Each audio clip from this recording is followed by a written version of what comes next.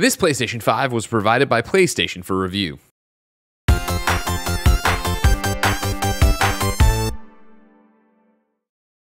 What's up, everybody? Welcome to the Kind of Funny Games Cast, spoiler cast for Spider-Man Miles Morales. I'm one of your hosts, Greg Miller, alongside the new face of video games, Blessing Adeoye Jr.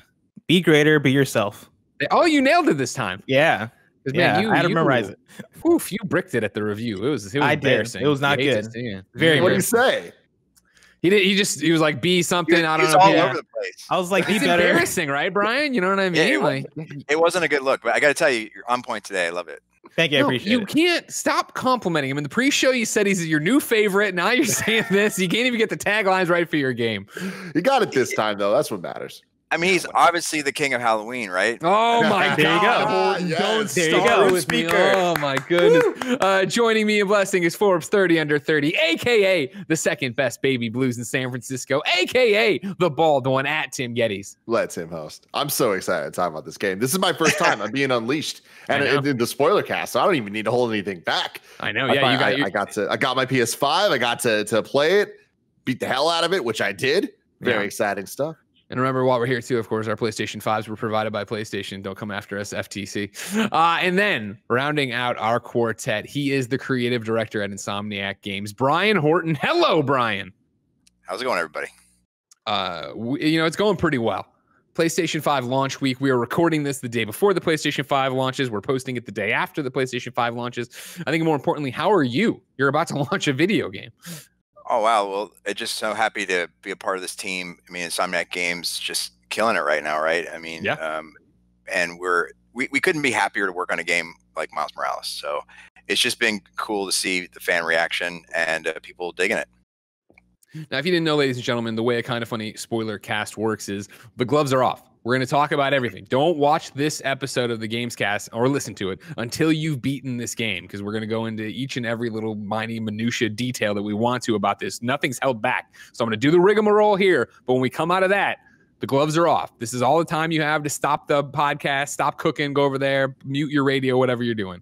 All right? All right, here we go. Remember, of course, ladies and gentlemen, this is the Kind of Funny Games Cast. Each and every week, we come together to talk about video games, the things we love, the things we don't love, the things we like.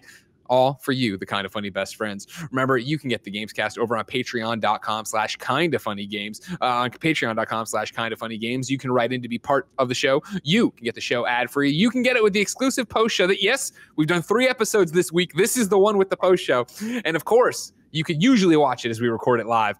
Today's a little bit different, obviously, with the embargo and the game not being out yet and us not wanting to ruin it for you. However, if you have no bucks to toss our way, it's no big deal. YouTube.com/kindoffunnygames, roosterteeth.com, and podcast services around the globe. You can get a brand spanking new episode of the Gamescast each and every week. And speaking of that, housekeeping. If you didn't know, I just told you this is the 3rd episode of the Gamescast. You need to go to kindoffunny.com/PS5. You, of course, can go get more Gamescast. We have the Bugsnax review. We have the Miles review. We have the Astra review. We have the Assassin's Creed Valhalla review. All up right now for your pleasure. Of course, you can get those as podcasts. On the Let's Play side, there's a Let's Play of Demon's Souls up for PlayStation 5 launch. There's an episode of Spider-Man Remastered up for your enjoyment. There is so much content, and it's all on kindoffunny.com/PS5 or podcast services of your choice. If you'd like something like PS I Love You XOXO, or Gamescast as an audio feed, or Blessings First Impressions, which also has the Pathless up right now. Thank you to our Patreon producers, Blackjack, Tom Bach, ALWT Gaming, Kevin is the best Christmas elf, Jeffrey PPPP Long, Sancho West Gaming, and James Hastings. Today, we're brought to you by Honey and Hymns, but we will talk about that later. Now it's time to talk about Spider-Man, Miles Morales, spoilers. This is it. This is your chance to get out. Okay. Brian. You guys, I don't even know where to begin sometimes. I think where I want to begin is a personal anecdote about this story, which is the day after I beat it, Jen and I went on a hike and she asked me, oh, so what happened? And I explained the entire thing to her and got choked up to the point of having to stop talking twice. Yeah, that is the feels you guys gave us in this game. We love your tears. Always the goal, tears. Yeah, go ahead, man. No, you go. Please. This is your chance to talk. This is your podcast. Well, I just want to say that kudos to our team just, we've fallen in love with Miles Morales from the first game. He was a central part of that story that Brian Intihar wanted to bring into the universe. You may or may not know, Miles and Pete don't usually live in that same universe. They had to be brought together. But we chose the Insomniac universe to make them a part of one. So if you think about it, this origin story really started there. So our job was like, how do we make the best, year one story? Actually, it's like a year two story for Miles Morales that had heart and really separated me and Pete from Miles. So it was I just love this character so much, and it was so amazing to work with the team to bring the story together.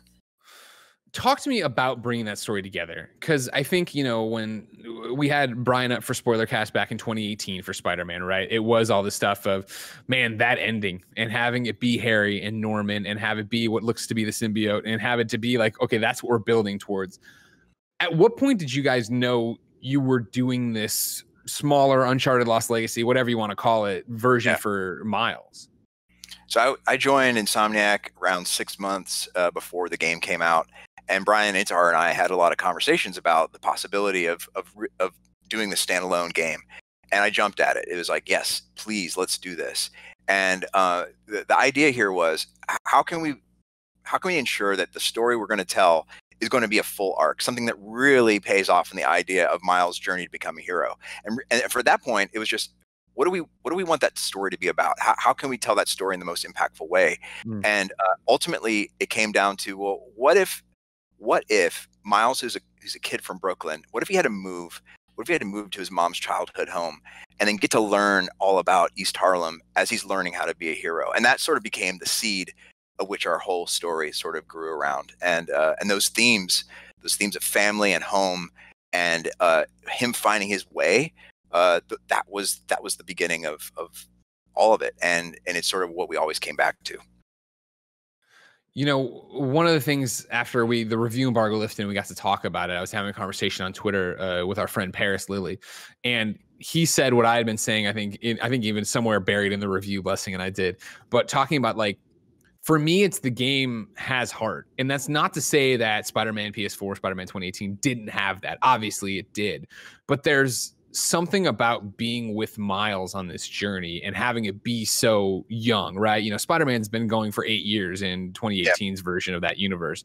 To have it here and be with Miles as he learns these things. I mean, there's such a great moment in the game, right? Where when Pete finally checks in on him and they have this phone call conversation and he's like, so what's going on? And Miles like, I discovered a conspiracy in my neighborhood. And Pete's like, ha, classic. Like, to get to have those moments is so important. But how did you go about figuring out what those moments would be? And then also, is it fair to say this game trimmed the fat? I feel like that's something we talked about, not because it's shorter, obviously, in length, but I feel like pound for pound, this game is all gas and it never slows down. And even playing remastered last night, it was like, oh, right, the mini games for figuring out the circuits and all these other things that didn't stop or grind the action to a halt, but didn't have anything like that in Miles.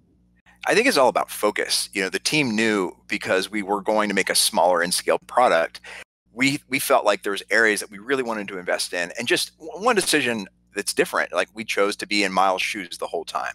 That instantly changed the dynamic of the game. But we wanted those pacing shifts. So being in Miles Morales' shoes as a kid, walking through the streets of Harlem was going to be as important as being in his new spider suit. So those two things had to be right. But we really just took all the strengths we feel that were in Marvel Spider-Man and tried to build up on them, like making these bombastic set pieces that felt as fluid as possible, to look at opportunities on how we can build upon the combat of Spider-Man by adding these bioelectric powers and invisibility, and how we can create an opportunity to engage in the open world with the Spider-Man app. Like, all those kind of innovations that we came to, we're like, these are things that we think are both telling stories, but also hopefully mechanically feeling richer in the game.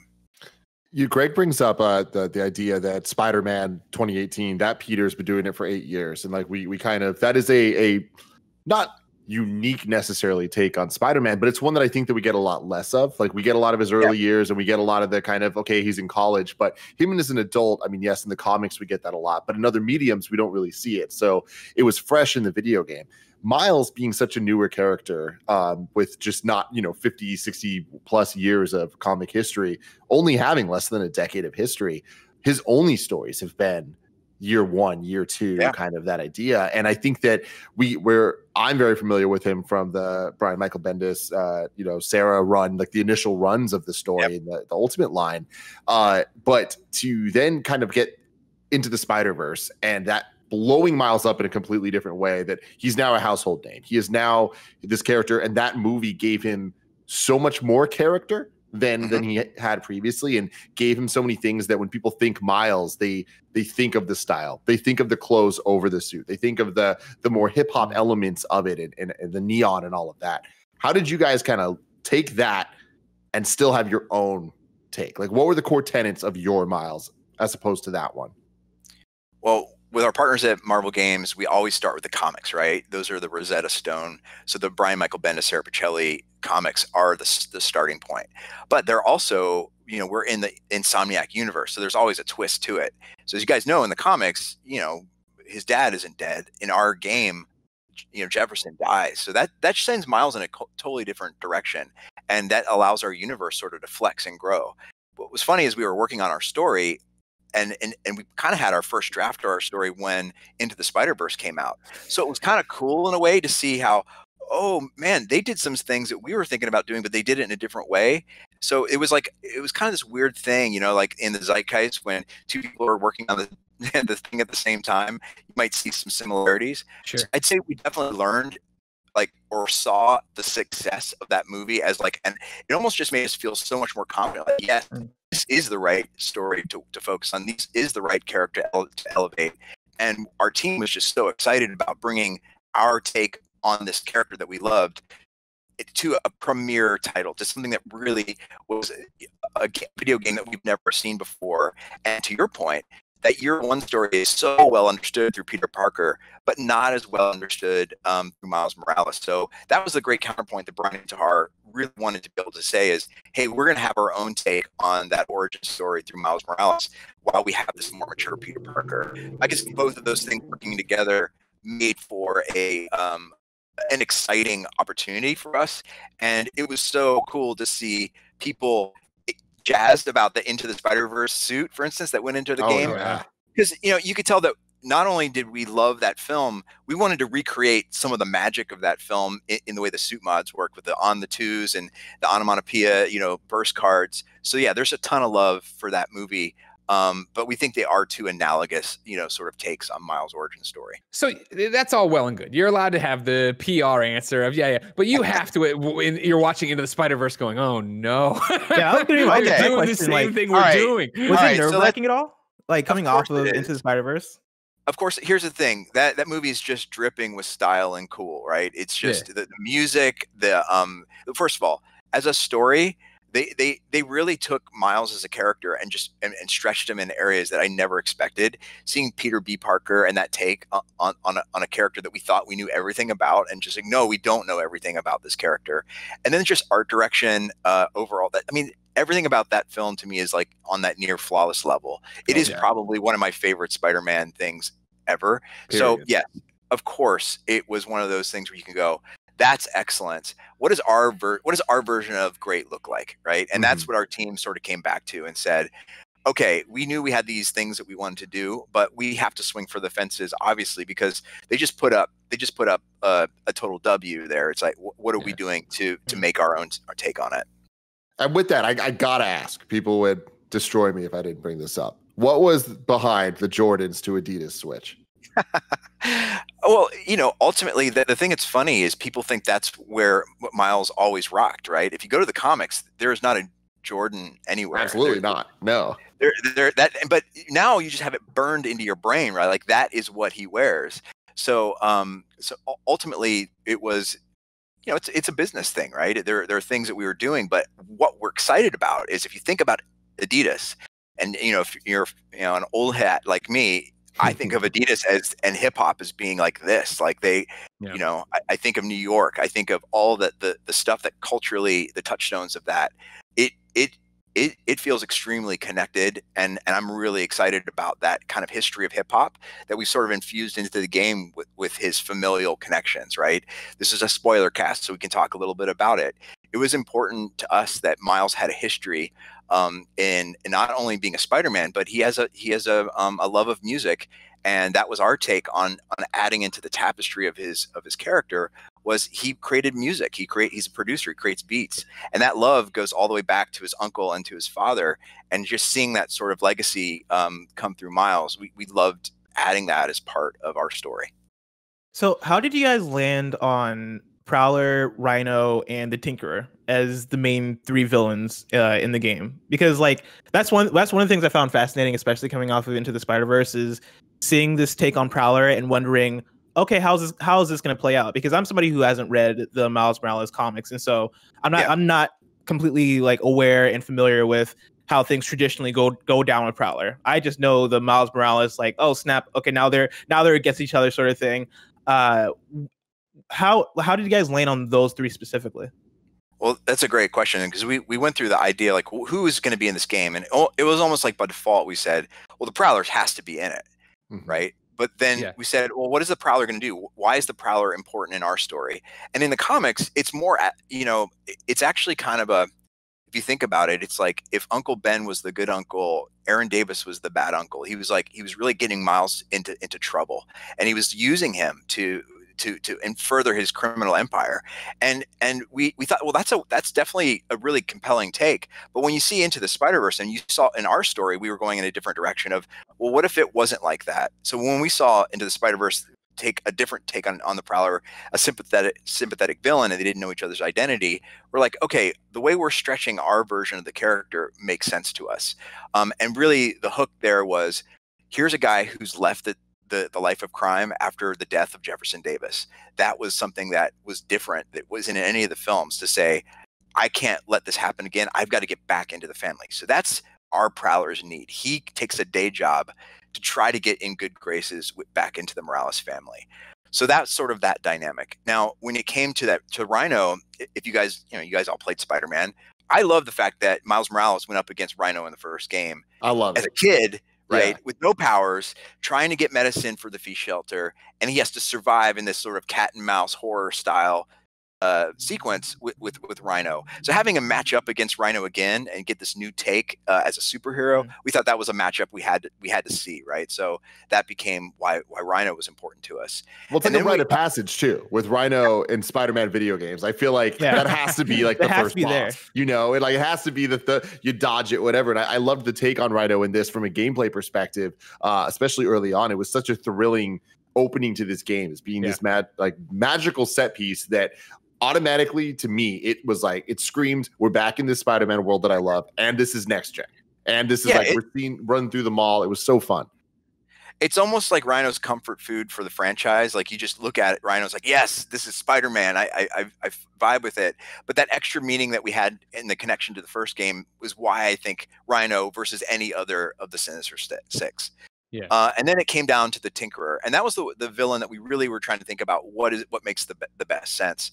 And we knew we wanted a villain. If in the comics, Miles Rogue's gallery isn't super deep like Peter Parker's. He doesn't have a Sinister Six. He doesn't have those adversaries that you think of and go, oh my gosh, this is the iconic adversary. So we thought this is an opportunity for us to sort of take a classic villain and twist it for a modern day. And that's where the Tinkerer comes from. And we really did, like, Marvel was so good with us. Like, we said, look, we really want to stretch who the Tinkerer is, what the Tinkerer is all about. And we want to introduce almost like it's a brand new character, but still having the DNA of a weapons manufacturer. That's all the Tinkerer was. But now let's say, what if Tinkerer's younger? What if Tinkerer's on the front lines? What if instead of just regular weapons, there were these programmable matter like technology that can make any kind of weapon? And instantly you get into that modern, cool, fresh kind of take on a classic villain. So that's sort of the triangle, and then of course we have Roxxon. So Roxxon is the other big component, and in the comics there was a tension in Ultimate between the Tinkerer and Roxxon. They sort of work for each other. So we sort of had loose threads that we were trying to put together between them. So that's why. as a fan of the comics and stuff, I love that stuff so much. I love kind of the reinvention of characters and things that we're familiar with, and I think that the 2018 Spider-Man did such a good job with that as well, and set such a great foundation for the world of Spider-Man that like now it's kind of like cool. We don't need to be reintroduced to a lot of these elements because they're already there for us. So it's like cool. What villains are we going to see and what are we going to do? Because I mean, quite honestly, like 2018 had a lot of villains. Like it had the Sinister Six as well as other characters, right? So like Taskmaster and all that stuff. So with this one, when we're introduced and his best friend's name's Finn with Phin, I was like, oh no. Like I know where this is going, and that's a cool twist on this. I knew Tinkerer was in the game, and but I didn't know it was her. But the moment that like you hear the name, I'm like, that's a cool. I see where they're going, and the payoff was great with her. Spoilers, big spoilers here.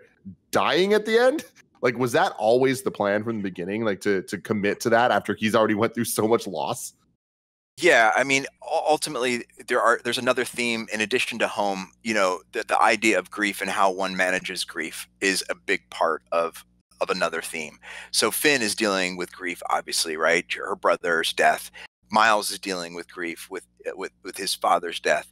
Those are two characters that were both fundamentally good. In fact, it was super important for us to have a sequence where you saw them in their prime as friends, working, you know, seeing what their friendship was all about. And you want to root for these kids being friends for life, right? It's just like you just feel the connection of these two, that they're going to do great things. But to see how those two lives through grief went in two different directions adds tragedy. So, you know, the death at the end was sort of like, I look at it as her redemption and her sacrifice for the friend that she loves. So she had her moment of heroism. Even though she made some poor choices along the way, she saw that she was not going to let her best friend die like her brother died, that she just wasn't going to let that happen. Yeah, I think that works on so many different levels in terms of, you know, I know Blessing and I went back and forth on the review, right? Of Blessing being like, well, I feel like just having a conversation could stuff, because if we could all slow down and talk, which Miles tries to a couple of times and she's not having it, right? But I was right there too of once she got introduced and we'd already known Tinker had been teased or whatever, it was like, oh, you start putting the pieces together of where this is going to go. And to find out her motivation, see how they're attached to Miles, and then get to, this, you know, giant fight at the end when she's looking down and realizes her plan is not working out and that Miles was right, to have them get down there, then have the sacrifice. And when she said, for me, it was the first time tearing up the next morning with Jen was telling her of them going up and her going, just let go, like let go. Yeah. And then when they come crashing down and Harlem does the, you know, he's our Spider-Man, when they block the reporters and they sit there and they go like, no, like, you know, suddenly everybody knows that he's Spider-Man, and they all handle it in such a way of knowing it. It's that fun thing of like you know, usually, as you know, I hate the New Game Plus trophies. I hate having to replay an entire campaign for one trophy. Go ahead. What are you going to do? How are you going to defend it? Go ahead. Took a deep breath like you're going to fight me. I go, our game is so fun. You're going to want to play it again. I mean, and you're not wrong. You're not wrong. The game is fast. And again, especially when if you want to skip certain cutscenes, but to go back to the beginning, you know what I mean, which had been like what, 2.5 days or what of game playing for me, but to go back and see his initial walk through Harlem and seeing him get off the subway and help with the thing and have the conversation with the graffiti and like, but not feel like a part of the town or the vibe, right? Because I remember getting dropped into that, and he's eventually in the game says something that I got to ask for directions and all this stuff, and I was like, I don't get that vibe. But to see it bookended of his final walk through Harlem at the end of the game, and then go back and immediately start a new game and replay it and see the differences there, it was that bonding experience of seeing him really become a Harlem resident and really become their Spider-Man and really have this emotional draw to him in the area, I guess. Yeah, man, I got to tell you, I cried. I played that game, I don't know, let's just say 100 times, right? Let's just say 100, right? I cried at least 30 times at the end of the game. How is that possible? I don't even know. Like, and I kept confessing this to my teams. Like, how do you guys do this to me every time I'm playing the game? I know exactly what's going to happen. And maybe I'm a softie, but you know, I just think for us, it was important that we earned that moment, and it was really hard. I'm not saying it was easy, and there's always ways that we can improve upon these big turns, these big emotional moments. But I'm just proud that we were able to take do the new take on Finn Mason that you never knew you wanted, right? Like, I don't think this is anything people are like, God, you know what I really want to do? I really want to see the Tinkerer as a young girl that's friends with Miles Morales, eventually becomes the Tinkerer and sacrifices her life to save her best friend. Like, that's what I'm so proud of the writing team and the creative team of, like, really pushing for something different. And that's a high wire act, right? Like, you're really going up there saying, I hope this works. And hey, you're talking about hype moments, man. We got to talk about the costume. We got to talk about it when they him and Genki sitting there designing it, the music's playing, and then he finally gets his suit and you get to swing for the first time. That is such a hard moment, I think, to nail, because it can so easily come off as corny or like we've seen it before, because we have seen it before in Spider-Verse. This is the video game version of it, and I think it was nailed. And I think so much of that comes down to the fact that the Spider-Man Insomniac universe really, really, really goes out of its way to be its own thing. And there's just subtle moments that constantly add up to the greater whole. And that moment for me was when I was like, I had to like pause for a second after I swang for a little bit and just be like, I'm going to be swinging in this game for years to come. When I'm just chilling at home, like blading through my PlayStation, I'm going to be like, I'm just going to swing around New York for a little bit. And it's going to feel as hype and as awesome as that first moment did. Yeah, so that montage sequence, it was created by Alex, one of our animators, to always be partnered with music. So the idea here was, how do we express this idea of them building the suit together, the camaraderie they have together, in a way that was entertaining and also kind of informative. Like, you're feeling like they're experimenting. There's a back and forth, but the triumphant quality at the end when he's swinging through the city, that was originally going to be all in the back end, but cutting that in between all of the shots, that was just a really interesting way to sort of keep the thing having energy. And the other thing I want to say, just as a backdrop, is we never understood, or I don't know why Sarah Pichelli designed the shape, the chevron shape of the top, but we brought in the idea that he was really inspired by his roots, the Puerto Rican flag. So the idea of that strong triangle shape sort of informed in his sketchbook one of the design choices of why it looks like that. I don't know. I geek out on that kind of stuff. I think totally. It's really, yeah. Well, I mean, I think that's what was so fascinating about it. For specifically the spider suit thing, I both loved and hated the fake out at the front. Because when Peter gives him the box, it was like, oh, here we go. And then he puts it on and drops down in front of Genki. I'm like, what the fuck is this? You know what I mean? What is this weird ass Spidey suit? And then to play for a while. You didn't like the knee pads and shoulder. I would have gone a different direction. Actually, that's straight up from the comics too. So if you're a comics nerd, that's his Halloween suit. That's the first suit he gets. So we very much pulled that from the comics. But it was like ill-fitting and not quite right. But that's the whole point, is that wasn't supposed to be his suit, right? Never. Yeah. Oh yeah. And that's why I think it's so powerful. And again, I can only imagine working on this game, having an idea, and then Into the Spider-Verse drops and is so obviously incredible. But to have Genki tell him, every time you say Spider-Man, you're talking about the other guy. Like, you're Spider-Man. Like, we need to own that. I thought he did such a great job of that and showing that friendship and having someone to show him what he's doing and how he's an inspiration to people and what he needs to go out and be a part of.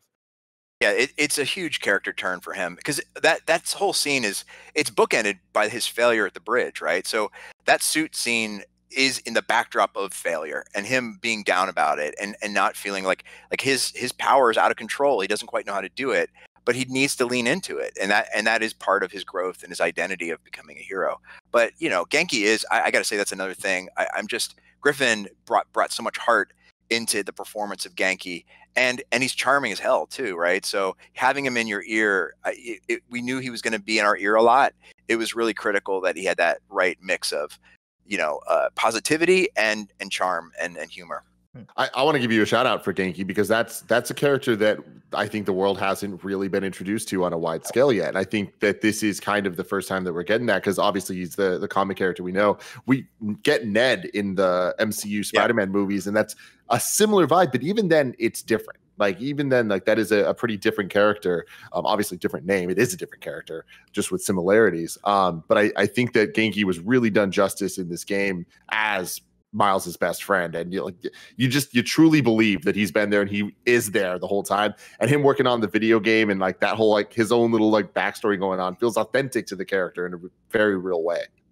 Yeah, that's a Mary Kenny special. She brought the Speed Notagon thing forward, and we're like, at first, like, should we cut the Speed Notagon thing? It's sort of off point. Like, no, let's lean in. Let's make it a running gag. So it just became this thing of that gave him character, and it sort of fleshed out his character. Because if he just did the app and he didn't have anything else going on, it's like his only service would have been to Miles, and we wanted him to be his own person. So yeah, it was great to see that those charming moments. And the fact that he made the app, though, I like that allowed you, the player, and Miles Morales to get to learn his neighborhood, right? So that storytelling device to me was both mechanically cool and story cool. Well, I appreciate how much it came back to trimming the fat, like we were talking before, right? From what Spider-Man PS4 was. I do remember, for that trophy, for the platinum, swinging around waiting for random crimes, and this to be able to open it up and know what I wanted to. That was great. Bless. Yeah, I cut you off, Blessing. Sorry. To shift gears just a little bit, what was it like developing a PS5 launch title? Like, were there any challenges specific to that? Because I know you guys had to develop now for 3 platforms, being PS4, PS4 Pro, PS5. Like, did that do anything to the process for you guys in terms of getting this thing out? Yeah, I'd say the great thing about being first party, we've always been tight with Sony, right? But we were acquired as we were building this game. So we got so much attention from Sony to ensure that our engine and the technology and Spider-Man was running well on PlayStation 5 very early on. You guys saw the demo. The first thing we saw from PlayStation 5 was the demos of Spider-Man. So they almost looked at us as like, okay, you're the sort of our flagship. And we were able to get up and running on 5 really quick. And then it was just a matter of, all right, what do we want to do to maximize all these fantastic features? And ray tracing, obviously that was like one big, huge investment. But having that 60 frames per second mode and being able to, we had that almost like within weeks of us getting up online, like, oh, we can play at 60 frames per second. Like, what? As soon as I felt it at 60, I was like, oh man. I mean, it really does transform the play experience. It's the worst thing in the world, man. I swear. Because I am all about resolution. I'm all about the ray tracing. I love that stuff. I'm usually like 30 feels fine to me. I'll be fine. I played 60 and I'm just like, oh no, it's so this good. feels so good. I can't go back. Yeah, not at all. We wanted you to have a hard choice, right? We wanted you to go, oh man, which one am I going to use? But yeah, to finish out with Blessing's question, it's like the challenges were, how are we going to maximize everything we can do when we haven't really got to understand all the amazing features of this system fully. But I'm so stoked that the team embraced that challenge, and I think the haptic controls, the 3D audio, the SSD, all of those things were a huge factor in us bringing what I think is the best version of that game. I mean, it really does feel special on the PlayStation 5, and the team worked really hard to make sure that we were a strong launch title. Was there any pressure, like being the first Spider-Man game, or even being a PlayStation 5 launch title period, right? Like being the ones to kind of kick off a new generation. Was there any like pressure or nervousness there for you guys? Yeah, I mean, you really don't want Mark to be upset with you. I mean, Mark his team created a system that was empowering us as developers to make our dreams even more of a reality. And the thing that was great is we brought him by one day just to let him experience 60 frames per second and let him see ray tracing. And when you see Mark smile and you're showing him something, that's all you need. Like just getting Mark's excitement on what we were doing was a huge validation. And I would say the pressure was on, but Insomniac definitely felt like we stood up to the challenge and came up with something we were proud of. So Spider-Man running on PlayStation 5 was one of the first things we saw of the PS5. But I loved that when there was the big PS5 reveal event, there was just like all the different announcements and the announcement of this game. The first thing we see is Miles's hand, and it's like the electricity, and it kind of goes back and it reveals it's Miles. We freak out. Spider-Man, Miles Morales. I love that that's the end of this game. Like, I love like seeing that shot in it. I was just like, oh my God. And it made me realize like we just first heard about this game like 3 months ago. Like, and now we've beat it. I just love that moment was kind of, it just felt celebratory for the launch of the PS5 and just for this game, and for it to be the first thing we saw of it, like at the end of the game, I thought was really rad. Yeah, it was a brainstorm we had. Is like, we knew we wanted to do something special, and Ryan Schneider came up with this idea, like, what if we started with this moment at the end of the game that we have an abstract, you don't know what it's all about, of that sacrifice moment, that moment he's willing to sacrifice everything. And having Pete's, obviously Pete's monologue is not a part of that sequence, but putting those two things together was sort of like the passing of the baton in a way to say like, hey, I trust you, it's yours. And then him exploding into the that pink sky right after that black. I mean, those are the things that are kind of magical that I love working at Insomniac is that we're allowed to push and do something that felt a little, not traditional in how we'd reveal a game. So yeah, it was pretty exciting. I kicked myself so much because when we first saw it, and I watched it like the third time or whatever in 4K, I remember being like, this strikes me as like it's like the last boss battle, and I never said it on camera. So I look, no one will ever believe that I thought that. Blessing, you were gonna go. Sorry. Yeah, I was saying. Speaking of the lightning, like, what were you guys' approach as far as combat? Because that was one of my biggest curiosities going into this one, like saying, all right, so is the combat going to be basically the same combat from 2018? Because Spider-Man 2018's combat was already perfect. Like, what are those changes going to be? And actually getting my hands on the game and seeing that you guys have the Venom powers and the camouflage, and you guys stripped away some of the web powers. Like, what were your guys' thought process behind how you're going to refine the combat for this game? Yeah, it was our number one pillar in our creative mission, and we started day one defining what it was that made Miles unique from Peter Parker. And we started with one thing, and it was that bioelectric punch. Yeah. People get really confused why we call it Venom. Why we call it Venom. Like, it's Venom because that's what the comic, that's what Brian Michael Bendis decided to call his power. So if everyone's confused, we say bioelectric. It's canon. Blame him. Blame Bendis. But we let Genki name it. So anyway, I just want to let you guys know where that comes from. But that one punch was the foundation of everything we did from there, because we knew it had to have a couple different things. One, that it had to work in concert with the main Spider-Man abilities, that we wanted it to be more cinematic and more dynamic. And then the other thing that Cam Christian wanted is he wanted to have that feeling of go from single combatant with Spider-Man, right, which is single punches with single people that you would manage and bounce around to now AoE based attacks. So we really wanted to make sure this AoE style ability folded into and sort of complemented that traditional or that original Spider-Man combat style. And the L1 modifier to me was a big part of maintaining flow. And it's my favorite part of the Spider-Man combat system is how well it cancel flows through whatever you want to do. And that the bioelectric powers had to work in the same way. Yeah, I think. Did I answer your question? No, that definitely answered my question, because the Venom punch is probably my favorite move in the game. Like, that's my favorite addition as far as like the combat system. But I also do like the holograms, because that's such a particular like. If I was to imagine a Spider-Man game and I was going to imagine like what his web or gadget powers were going to be, the last thing to come to mind would be, oh yeah, just throw out a hologram that would fight alongside you. Like, was that like somebody's decision that everybody went like, oh, that's genius, or what? Like, how'd that come to pass? Great. This is what's so cool about Insomniac. Like, when we were designing gadgets, we put them way back in our design. Like, we didn't put them up front. We knew it was like, let's focus on bioelectricity, let's focus on camo. And then we started making this mission where we wanted Pete to train you. So we still wanted Pete in our ear. We still wanted some sense of Pete, but we knew he was going to be away. So that's when we came up with the hologram Pete, right? Holo Pete. And Holo Pete's little, dummy fighters, right? And like, well, what if Miles got the idea that he could turn that into a gadget? So it was almost like we did that first and said, oh, that'd be a great gadget.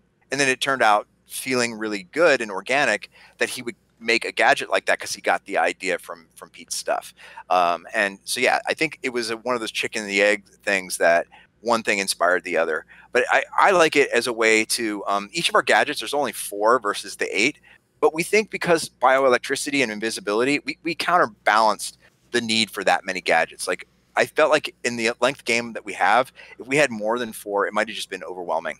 Mm-hmm. Yeah, well, I think that definitely worked out. Like, that was the thing that kind of balanced out the combat for me in a way where I was like, oh yeah, this feels way more refined in a way more than 2018. And so like, I appreciated that. I also appreciated the fact that like the first time I did the hologram thing, I was like, was this somebody from like the Ratchet and Clank team? Like, what? How did this happen?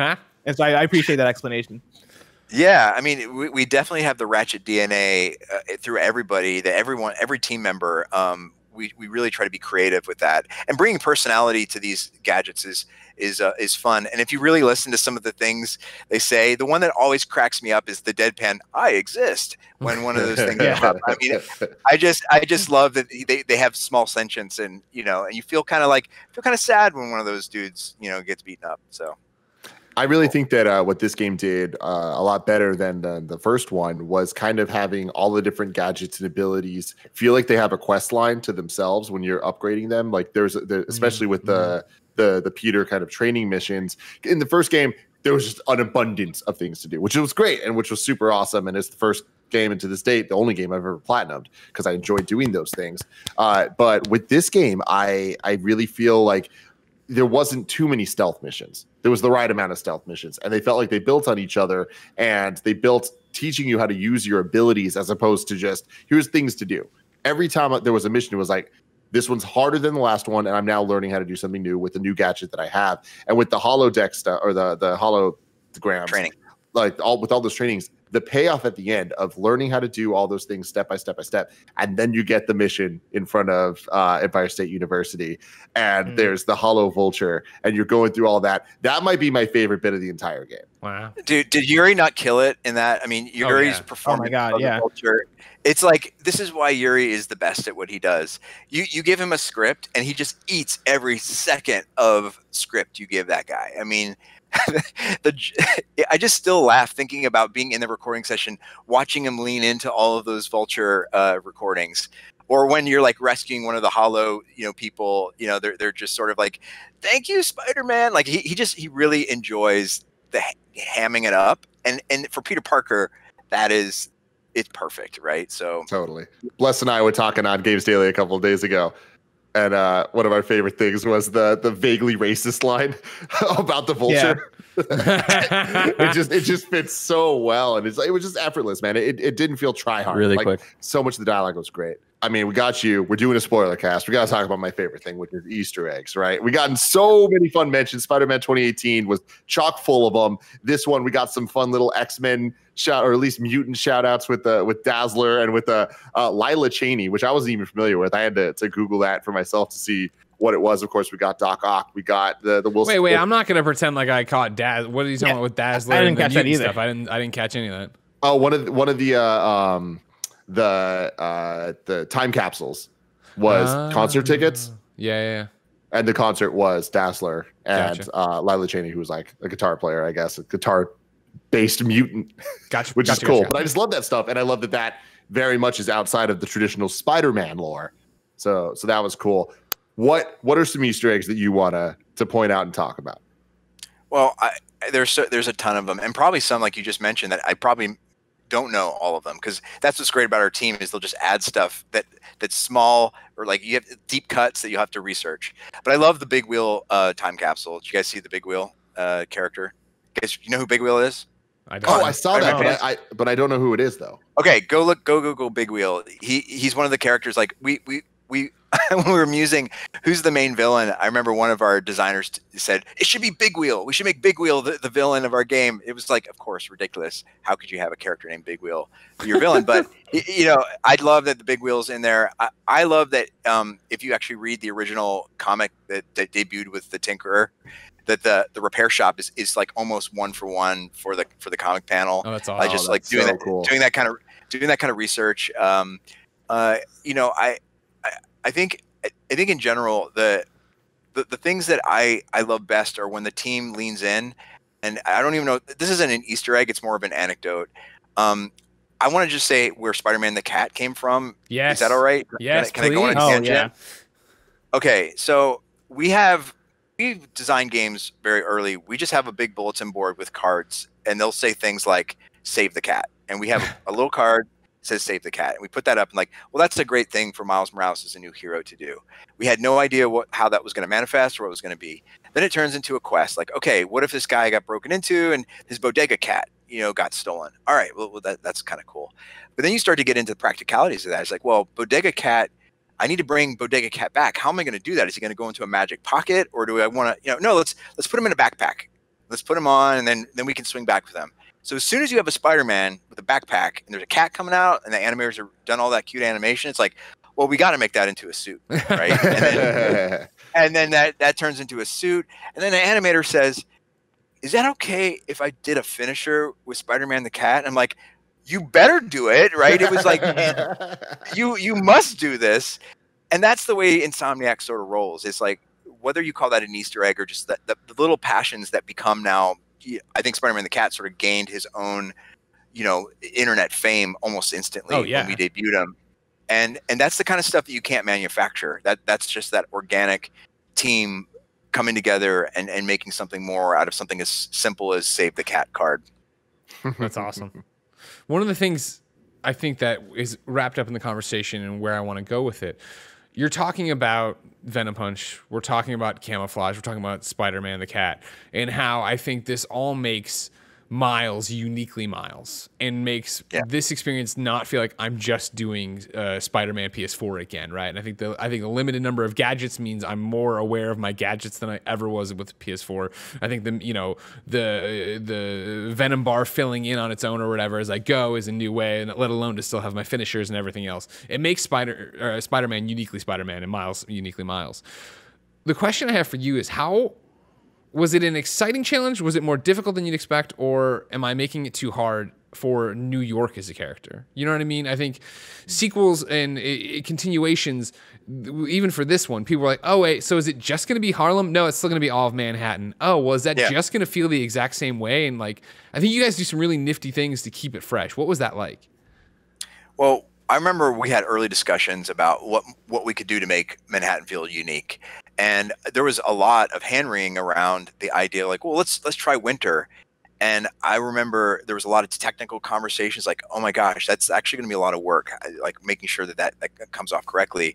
And Jason Hickey, one of our art directors, says, no, we'll absolutely make that happen. And then him just like committing and working with the team to very quickly sort of throw snow down on all of the city and instantly making it feel different. We're like, wow, just seeing the team lean in on that. And then, of course, all the holiday decorations that come with it and sort of the color that comes with that. That was one of the first big things that we said, let's try our best to transform the city. And the other one that might be subtle, but I think it's important, is every single one of our times a day feels different because the skybox is different and the weather is different. So you really get a feeling like, yeah, I've swung through this city before and in similar kind of ways, but it really does feel unique when you're looking at it with the pink sky sunset or more color in the nighttime or that kind of, if you've ever been to New York when it's just really oppressive, snowy and atmospheric, that one diffuse kind of like crappy winter day, that feels like New York to me. Like I've been there going, oh, I've felt that. I know what that feels like. So I think that was one thing just on a pure aesthetic level. But then I really think and I keep coming back to the app, but I love the fact that we now have citizen reporting all throughout the city, and those little activities that we dotted around all of Manhattan, those made me think about the city in a new way. And then the other thing I really love is the musical sampling activity that we did with Aaron Davis. It was something that it came on fairly late. Darius, one of our designers, was assigned to do this with a small team, and the level of storytelling that it brought to landmarks and places around New York that really provide Miles a new perspective on his roots, on the relationship that his uncle had with his dad. That's the kind of stuff that really got me jazzed. And then did you guys play the postcards at the end? Dude, yes. Yeah, I did a couple. Devastating. Okay. That was the second thing I cried about the next day to sit there and have Miles plug it in and have his dad talk to him. I was like, oh my God. Oh my God. Oh. So when your dad's talking to you about all these places that you've been and the things that you did together, how do you make postcards collection turn into an emotional moment? And that's the kind of stuff that we always try to infuse story and try to make sure there's an emotional connection with this city. And that's the great thing about New York is it is a really cool city, but you can find ways to make something that feels mundane have so much more meaning. And I think if I can for a second, Tim, that's the thing I want to compliment you guys on. And I don't even think I had eyes on it enough playing Miles, but going back last night and starting my remastered Platinum playthrough, it is the idea that, in the lead in, it was this, oh man, how different can New York feel?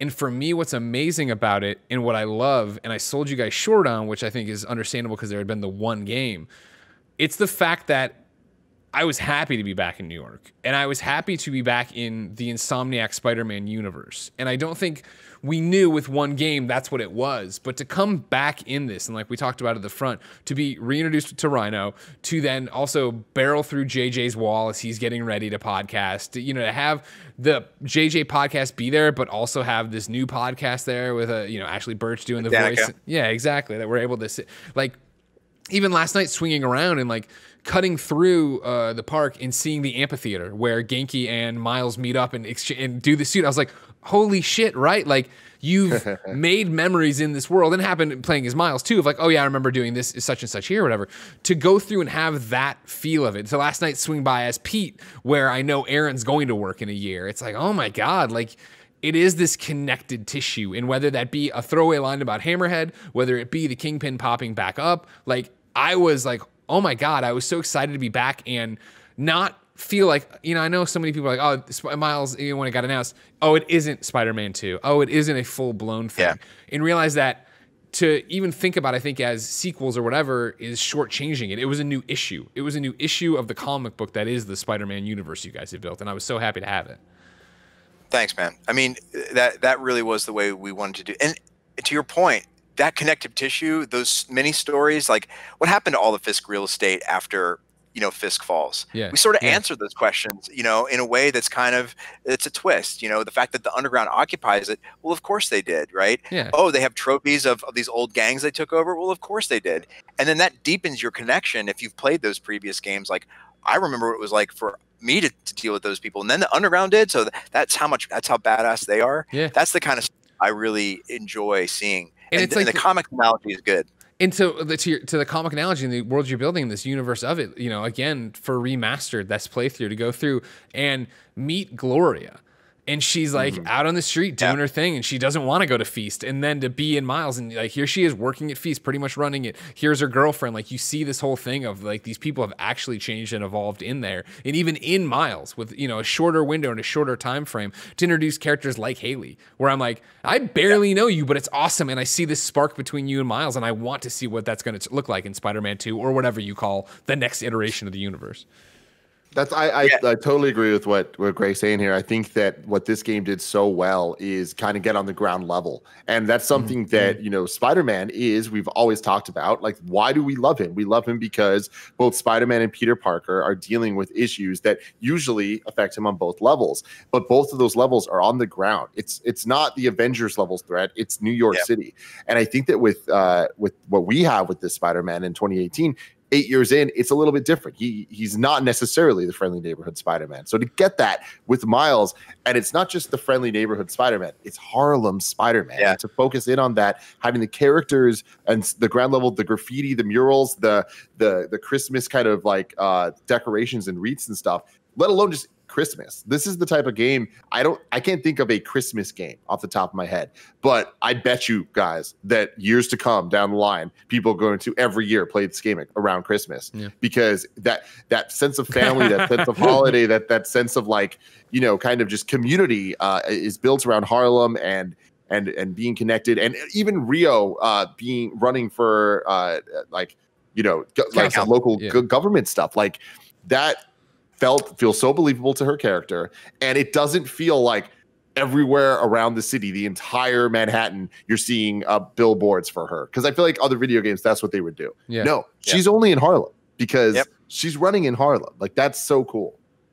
And she represents the everyday hero. Miles has, family was super important to us, and bringing Harlem to life, that is the heart and soul of this game, right? We wanted to bring Harlem was there in the first game, but not to this degree. Sure. Like, the amount of attention and detail we were able to give Harlem was just because that story was focused around this location. So I will say, Greg, when you asked the first question, what made it unique? I think out of all the things we did globally across Manhattan, we're most proud of what we did with Harlem, and not just the place, but the people and all the side quests that deal with the people of Harlem and how you help them. That's why I think we can earn the title of, he's our Spider-Man. Like, and that's what I hope people feel at the end of the day. talk to me about one of the things that we talked about recently on one of the game's dailies about reviews and coming out. Gita over at Vice had put up a piece, right, talking about like loving the game and how great it is, but then also this struggle of, you know, her being a person of color in New York and this pushback of NYPD, and even to go as far back as Spider Cop at 2018, there was still a conversation of like, what do you guys? And I don't even say what's your stance. Like, how do you wrestle with that? There is the Black Lives Matter in this, right? It's very prominent. A mission ends that way, so you can't miss it. How do you guys wrestle with what is going on in the real world with the NYPD and policing versus what's going on in your Spider-Man world and where the line needs to be blurred? Well, Stan Lee's principle for Marvel stories were always like, let's reflect the world that's around us, and to ignore it is not going to make our characters feel grounded. So in the first game, you'd swing through the city and you'd see pride flags, painted on the walls or hung up as a part of the emergent part of the city, something that you would see. That's something that reflects, New York City today. Black Lives Matter, same thing. We'd expect to see Black Lives Matter murals up in New York City. The relationship that Miles has with his city and Harlem specifically is that of a mixed race teen. He has a Black father and a Puerto Rican mother, and the community that is in Harlem, is multicultural. So we wanted to reflect all of those things. Now, when it comes to the criticisms of or the issues of like the relationships that people of color have with the police, the idea here is that we wanted to make sure that Miles had his own unique way to interface with the city directly, and that's where I think the app. Gosh, I keep coming back to that, but it really is important on many levels. That this is the way that he can interface directly with the people, and they could report their problems, and then they knew that there was someone there for them, that someone was going to listen and hear them and see them and help them in a way that was meaningful and in making strong connections. So that sense of community and that sense of people coming together and having ownership of who they are and having pride of who they are, like you see the Puerto Rican flags on the street, and you see the sense of culture and pride. We wanted to celebrate that aspect of it in this game, and we wanted to acknowledge that there are issues, but in our story, Miles being connected to this community and that authenticity of the community was our #1 goal, as much as we could possibly do it within the Marvel's New York City. Did you expect the reaction you saw? I mean, based off the demo you guys put out of the Puerto Rican flags, like it was so heartwarming that day to go through and see the Twitch streamers and people reacting, of crying, of seeing this and saying, "I've never seen my flag in the game before." It was a wonderful surprise. When you work on something for a while, even though it was 2 years, that we were working on it, you become numb to some of the exercises we go through. And one of those was, how do we continue making our world feel more unique? So we actually went to Harlem. We sat down with families of mixed race families, Black families, people with different backgrounds, and we showed them our content in midstream. Like, we were only a couple, 3-4 months in, and they gave us all this amazing feedback of how not correct it was. That this is not right. You guys are not doing it right. And here's all the reasons why. Like, hey, the way that Miles is talking to Rio there, that doesn't feel authentic. Like that, if he talked to him, my mother like that, he would have been smacked by his mom. Like, we got all this wonderful feedback of how to represent this culture correctly. And so we took all of that feedback, and that sort of just became part of our process, and we lived with it for a while. It was a part of our DNA. So when it came out, we forgot that, oh yeah, we did this thing, and it resonated with people, seeing their culture represented with such pride, and it feeling correct brought people to tears. And I think where we are coming from is, this is all through the lens of authenticity, but it matters, right? Representation matters. And that's something that we feel as Insomniac Games, we want to make a positive and lasting impact on people's lives. That's sort of our studio mantra. By representation, I feel like and being authentic, that's a big part of our mission. Well, I mean, it goes so much further. I think even that's what I was talking about in our review, and just in general, again, like Haley, where it's like, here's this street artist, and even when Genki's trying to explain to her, no, you've met her, and he's never like, oh, the deaf girl. It's not like that's not what defines her. It's there. And not to mention when Miles drops in and starts signing to her, she is never like, oh my God, you know sign language? It's just like, no, this is how life works. This is how it is. And you would understand that and move on. Yeah, we really felt it was essential that we could organically weave these different aspects of the human condition within our story, right? We wanted it to be normalized, that you'd see these people throughout the world, and it wasn't a story about her being deaf. That wasn't what the story was about. This is a woman who is politically engaged and trying to rally people, and she happens to be deaf, and she makes a huge impact in her community. And then the fact that Miles' interfaces were with her, with ASL, was our commitment from our animation team. We brought in actors and consultants to ensure that ASL was correct. Like there was no shortcuts to getting that right, because we knew if someone could actually who speaks ASL could recognize that was going to be important. So that's the attention to the detail that the team put into the game. I love it, man. 100%. Now, I know we're getting long in the tooth here. I said probably 4:30, and we're already getting really close to that. So before then, let's hear a word from our sponsors, but then we're going to come back and talk about the ending, yes, and where we're going. All right? So here's a word from our sponsor. This episode of the Kinda Funny Games Cast is brought to you by Honey. That's right. It's me, Greg Miller, and I use Honey each and every time I check out online. What is... Well, I said online, you know what I mean? What is Honey? It's simple, ladies and gentlemen. It's a free extension for the internet browser of your choice, even though there's only one to use. Am I right? Anyways, you install it by going to joinhoney.com. Wait, we have a thing. Joinhoney.com/kinda. You install it there. It's like 3 clicks. It's free. And then what happens is when you go to check out online at your favorite online retailers, more than 30,000 of the online retailers, there's a little promo code thing that is always there. This little dancing coin from Honey drops down, and he just dances like this, having a great time. And he checks all the promo codes on the internet to find you the one that'll make your purchase the cheapest. It is fantastic. I use it all the time. I do not need to read the ad copy except for the 30,000 thing and then the URL. I use it all the time. You should use it all the time. And if you log in, if you have a Honey account or link one of your other accounts to it, it will accrue Honey coins the more you use it. Then you can spend those coins on gift cards and all sorts of little bonuses you can use. I 100% love Honey. I'm glad Honey continues to support us, probably because I use it so much. It's reciprocal because they pay us the money, then Tim pays me, and then I spend it on things that I use on Honey, just like you can. So it's simple. If you have a computer, Honey should be on it. It's free and it works with whatever browser you use. You can get Honey for free today at joinhoney.com/kinda. That's joinhoney.com/kinda, so they know we sent you. Thanks, Honey, for supporting today's episode. On top of that, it's forhims.com, ladies and gentlemen. You know the story well. Andy and Nick noticed their hair was thinning. They went to forhims.com. They scheduled an online appointment with a doctor. The doctor saw them, said, you know what? Your hair is thinning. Here are some generic prescriptions to the well-known equivalents. They mailed both of them the medicine. It was in discreet packaging, and now their hair is coming in thicker and fuller, and they're enjoying it. And Andy's very excited that we're no longer at the office, so Nick can't eat his gummies anymore. But I digress. Today we're here to talk about erectile dysfunction.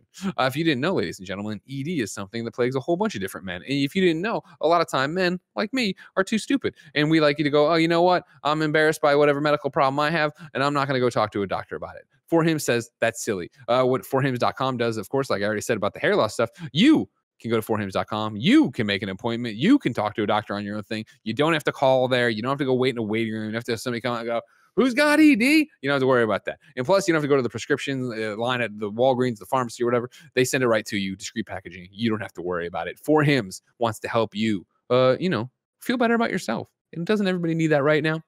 Try Hims today by starting out with a free online visit. Go to forhims.com/kindafunny for your free visit. That's forhims.com/kindafunny, forhims.com/kindafunny. Prescription products are subject to medical provider approval and require an online consultation with a medical provider who will determine if the prescription is appropriate.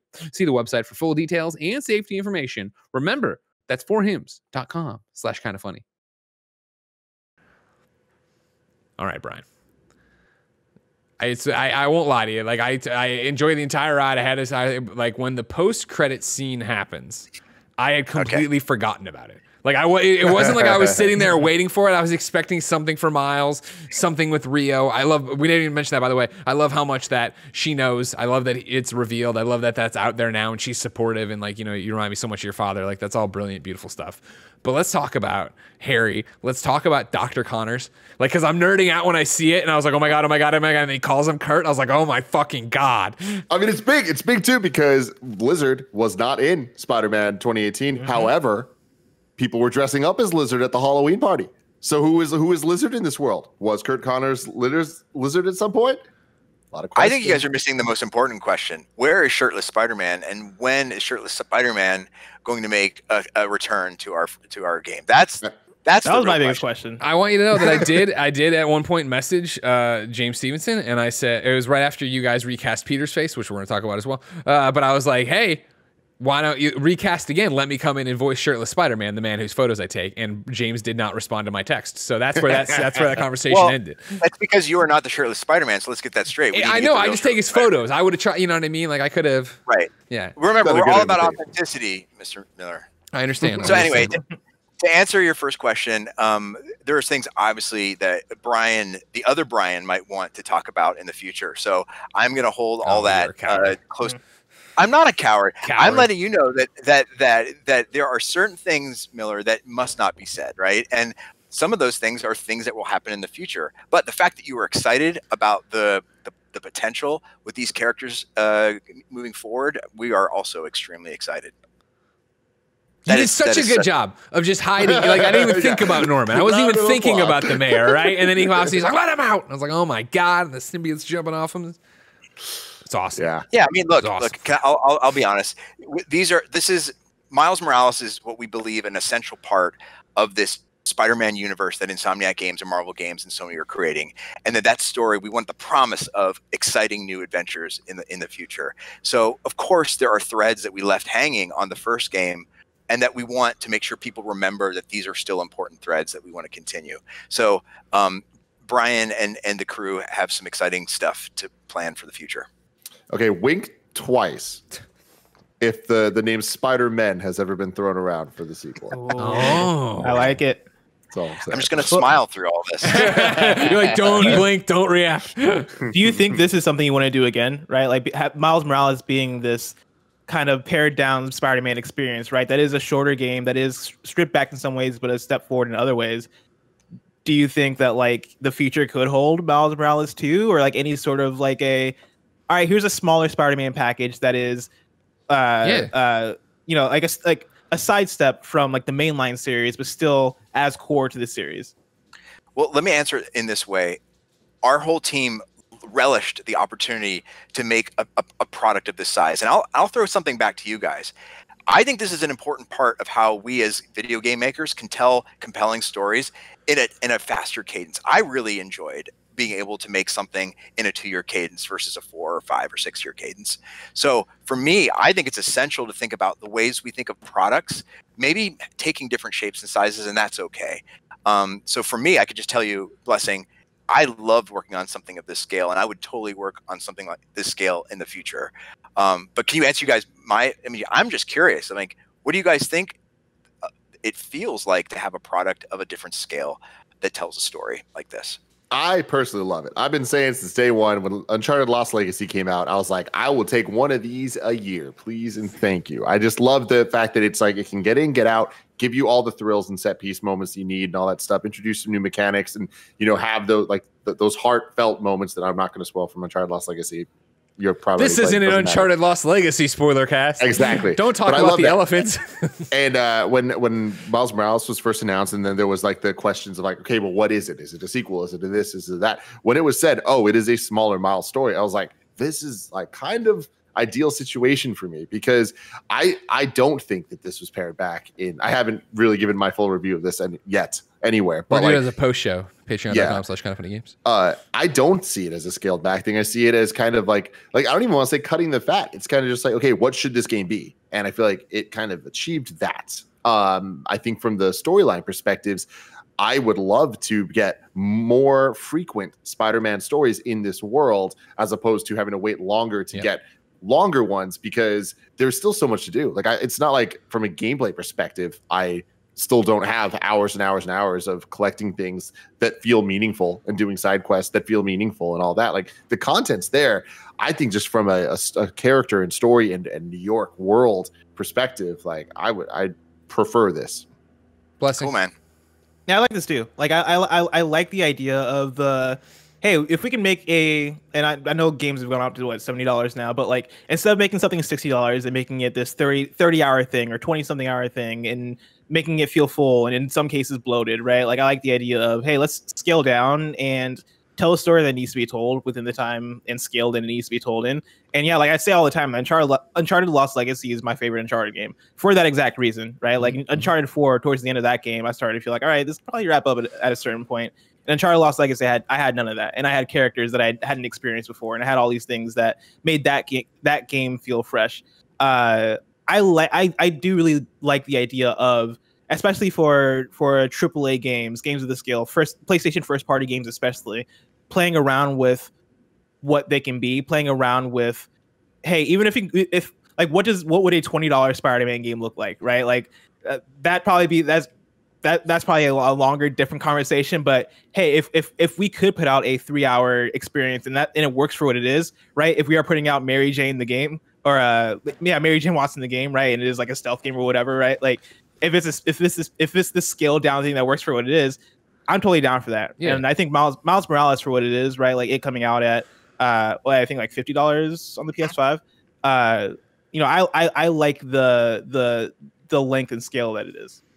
Cool, man. Yeah, I mean, I'll just say one other thing. It really allows us to also bring up other creative voices to, when you think about these things, they're huge investments, right? So I'm excited about the future of different size titles for that very reason as well. Yeah, and I think it goes back to what we were talking about in terms of, or what I said, but you agreed with, because I'm always right. But this being like issues, right? Where I'm right there with Tim, man. Give me one of these every year, every 2 years, whatever it is, to keep not burned out, but keep these stories going, and let me come back to this New York and let me be a part of that. Because again, like, hats off to you. Like, I think this is a better game than Spider-Man PS4, and that's no shade at Spider-Man PS4, which I think is a fantastic game and still adore. And it's cheating because clearly, like, even playing it last night through the Kingpin stuff, and it's like, man, to think of the camera angles that were used here and the storytelling visually that was done, it's like clearly you guys learned so much from making that first game to apply to this game that it's cheating to compare. Yeah, we're standing on the shoulders of giants, right? You can't, there's no Miles Morales without Marvel Spider-Man. That's what's so wonderful about it. It's a continuum. It really builds on the foundation we created. So yeah, but I appreciate your take. No, and it's that thing. I think this one's miles ahead. Hey, all I gotta drink is LaCroix after he did it. What a weirdo. All right, fine. Yeah, but I do want to get a question in here from Anakin JMT, who wrote into patreon.com/kindoffunnygames, just like you can, to be part of the show, and says, this question is for Brian. Can you go into detail about the decision to change the face model for Peter instead of upping the look of the ones you guys already had? Will this new model be included in the Thanksgiving patch for Spider-Man PS4, or will that continue with the original model? Of course, you guys made headlines changing Peter Parker, and you put out a statement, obviously, of like, hey, for next gen, this is what we think works for our Peter.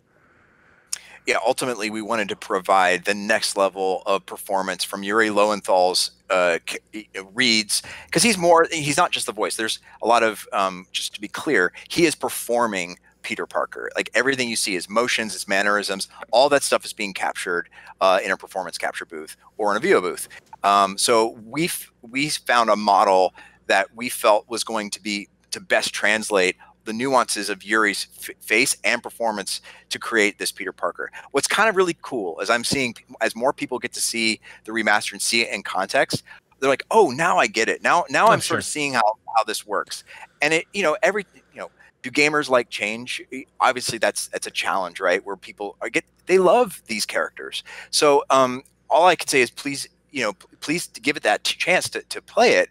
And know that at this stage, we are only planning on going forward that the new head to happen. So there was a question in there too about going back, patching that back. I don't think there's any plans to patch back. Yeah, you guys had been pretty clear about it being the next gen thing. Yep. And to even with Miles, which we didn't even talk about, the amazing flashback to them at the science fair, science center, and then running into Doc and running into Peter. Yeah. That was another, like, me with the giant anime eyes of like the bump. And then I did it my second playthrough. I walked away right away, right? And you guys don't force the conversation, but the bump, and then just to stand there and listen to them talk and like see Peter try to come up with an excuse to get out of it. I was like, oh my God. So fun. There it was, I would say, quote unquote jarring, because it was just like one of my first looks, right? We see him at the very beginning of the game and then that. But even now, being a few hours into remastered, like when it pops up, I'm like, it's Peter. That's Peter. It's you know what I mean? Like I understand what it is. Yeah. It's not like pulling me out of the experience. Yeah, for sure. Before you go, I need to bring up one thing that I can't believe we haven't talked about. Suits, baby. What suits did we rock with our playthroughs? Oh man, I was Miles Morales 2020, I want to say. So the 2020 suit. I love that thing. It's the best, man. Yeah, it's amazing. Okay, so Blessing 2020, Miller. For the most part, I was going to be into the Spider-Verse, and I didn't have the effect on. I turned off the suit mod. I played with it for a little bit. I thought it was cute, and then it was that thing of like, there's always that thing when you play the Insomniac Spider-Man universe of like, how far can I push it where I still feel like I'm in the universe, but I'm not breaking the universe? And so like I turned off the suit mod early on and kept swinging with that. But I do want to give a shout out to it's the Spider-Man Miles Morales, but then it's the gold one. It's the one you get unlocked, I think, for doing side missions or something like that. But that one I thought was dope. Uptown Pride. Yeah, Hometown Pride. And then a lot of if it wasn't that, it was the normal one, but with the scarf and hat, the earmuffs on. I love the scarf. Yeah, I was can I just say on that? That's another deep cut. Go into the comics, you'll see Spider-Man with that scarf. It's almost like it's a nod to a classic Peter Parker comic book. So nice. That's another one. For me, I was waiting so much to get the Spider-Verse suit. I was like, I just need to get to level 14 so I can get this damn suit because that's all I want to play with. And then once I got it, it was kind of like Greg, where I tinkered with it for a bit, but I actually liked the animated suit better.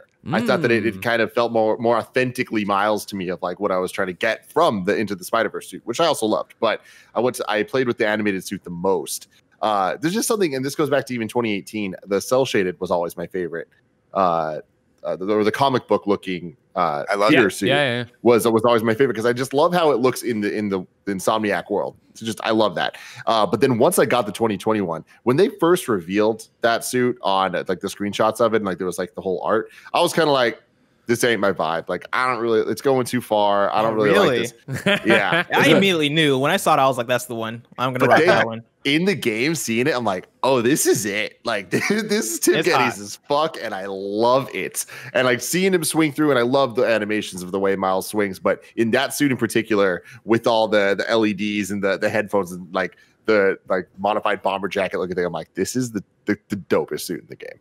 Yeah, and I just shout out to the character team and the tech art. The fact that the expressions change on the LED lights, like the eyes would. Yeah. Every single one of those suits, if you go through our cinematics, like when he pulls off his mask, we have solutions they had to animate specifically for those suits. Yeah. You have to understand the level of detail because we knew that people wanted to rock that suit that was important to them, and we didn't want to compromise the experience. So that's the kind of extra level that the team goes into. So special shout out to the character rigging and tech teams for those.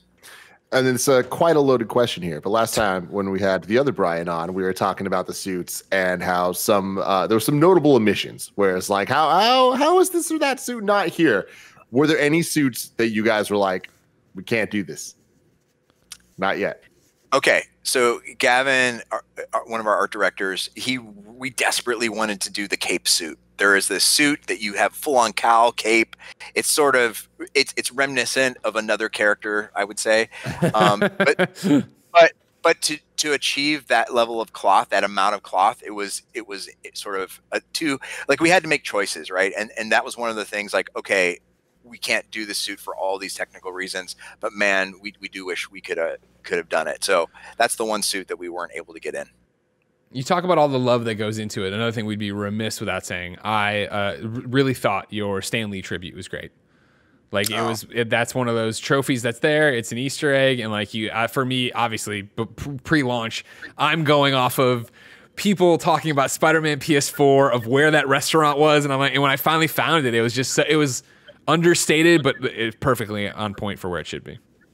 Yeah, he's a man. He obviously inspired so many of us, and I just can't. Can you imagine our world without him and Jack Kirby and all these guys that just sort of toiled away making these comic books that have lived forever? I mean, they've created characters that that speak to us, and we would have loved to have another cameo, but we couldn't, to respect his we just needed to memorialize him, right? And and I'm happy you like the memorial. Well, it's another one of those that works, right? Because you believe that. You understand how much he meant to the neighborhood and how much, you know what I mean? Like, everybody had this connection to him. You believe that would be there, so they're mourning their character, not even Stan.